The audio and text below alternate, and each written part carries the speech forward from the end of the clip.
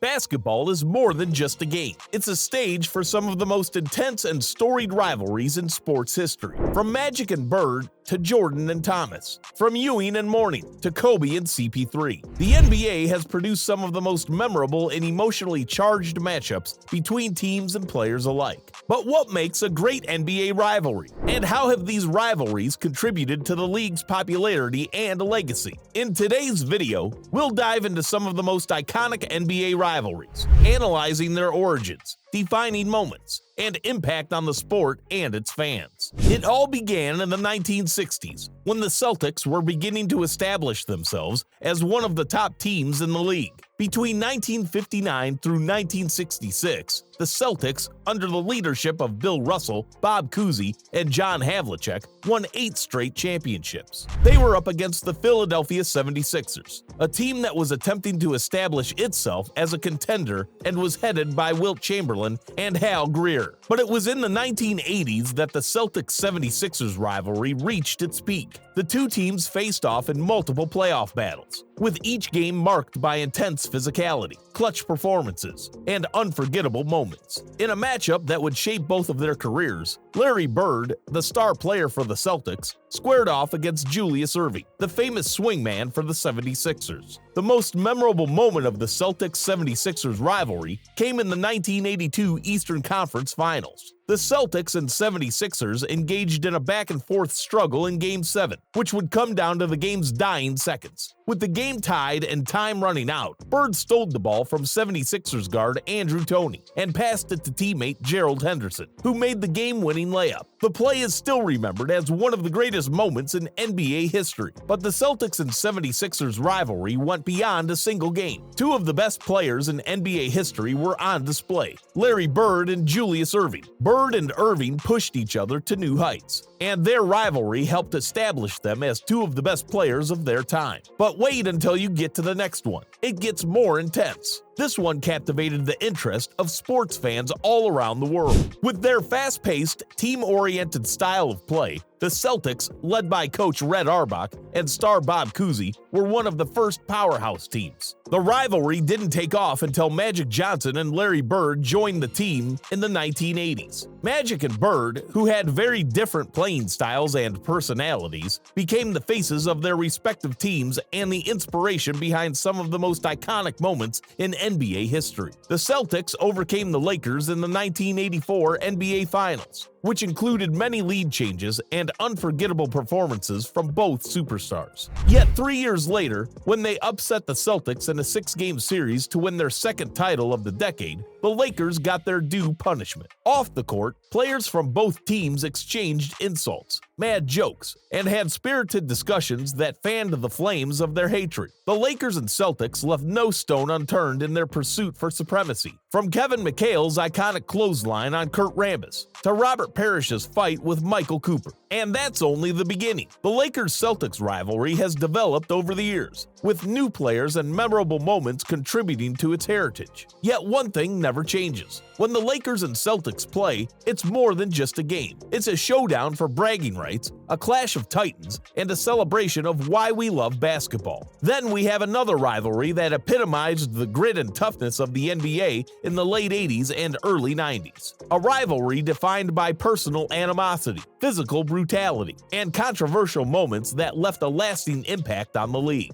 Everything started when Michael Jordan led the Bulls to their first playoff appearance in 1985. Despite his talent, Jordan could not overcome the physical defense of the Pistons, who utilized their famed Jordan rules to limit his scoring and annoy his teammates. Jordan, though, was not the type to back down from a challenge. He and Pistons point guard Isiah Thomas had a long personal rivalry characterized by harsh fouls and simmering hatred. The rivalry between the two teams grew as the Bulls kept getting better. The Bulls-Pistons rivalry reached its pinnacle in 1991, when the Pistons infamously left the court without exchanging greetings after being swept by the Bulls in the Eastern Conference Finals. The decision drew harsh criticism and solidified the Pistons' reputation as a team prioritizing winning over sportsmanship. Yet the Pistons were more than simply a physical team. They were gifted and very competitive players who would do anything to win, led by Thomas, Bill Laimbeer, and Dennis Rodman. And the rivalry frequently led to controversies, such as the 1990 brawl between the two teams and the severe fouls the Pistons committed on Jordan. Regardless, the two teams pushed each other to new heights and created a lasting impression on the sport, largely thanks to Jordan's outstanding scoring and Thomas's clutch playmaking. Up next, it's a rivalry that embodies the grit and passion of basketball in the 1990s. Fueled by personal bad blood, physical play,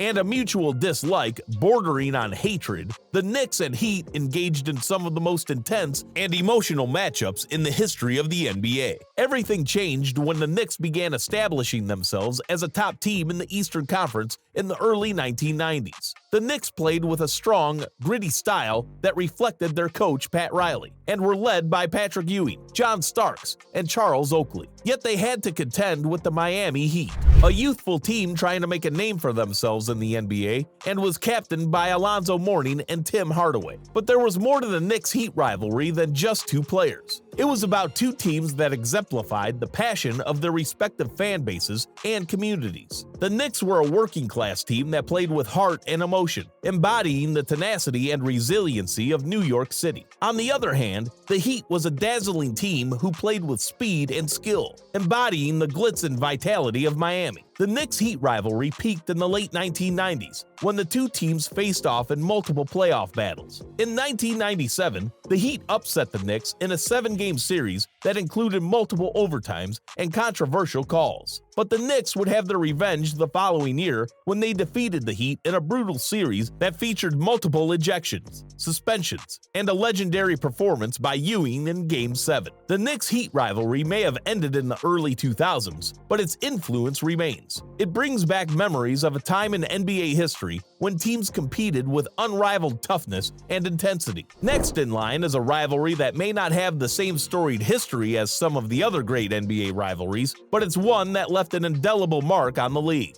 With its mix of high-scoring offense, defensive tenacity, and bitter hatred, the Spurs-Suns rivalry was a clash of styles that captured the attention of fans across the league. It all began in the early 2000s, when the Spurs, coached by Greg Popovich and led by Tim Duncan, were establishing themselves as a top team in the NBA. But they faced a tough challenge from the Phoenix Suns, a team that had embraced a new style of play under coach Mike D'Antoni. Known as the 7 seconds or less offense, the Suns played with a frenetic pace and a focus on shooting threes and scoring in transition. This clash of styles defined the Spurs-Suns rivalry. On the one hand, you had the methodical, defensive-minded Spurs, who relied on Duncan's postgame and the perimeter shooting of players like Manu Ginobili and Tony Parker. On the other hand, you had the fast-paced, free-flowing Suns, who ran up and down the court with the ball in the hands of stars like Steve Nash and Amari Stoudemire. Although the two teams approached the game differently, they both had a tremendous competition that led to some unforgettable team moments on the court. The Spurs-Suns rivalry showcased some of the best basketball of the period, from the physical play of players like Bruce Bowen and Raja Bell to the clutch performances of Duncan and Nash. And for the Spurs, the rivalry with the Suns helped establish them as one of the top teams of the era. They also established themselves as one of the greatest dynasties in the modern NBA by winning 3 championships between 2003 and 2007. But the Spurs-Suns rivalry had an effect that extended beyond victories and defeats. The Suns' adoption of the 7 seconds or less strategy significantly impacted the evolution of contemporary NBA offenses. In the years that followed, every team in the league adopted a similar style of play. What makes a great NBA rivalry? Is it history, personal hatred, the on-court battles, or something else entirely? And what rivalries will we see in the future as new stars emerge and new teams stake their claim to greatness? One thing is for sure, the NBA will always be defined by its rivalries, by the way that different teams and players pushed each other to new heights, and by the way the fans across the world come together to celebrate the sport we all love.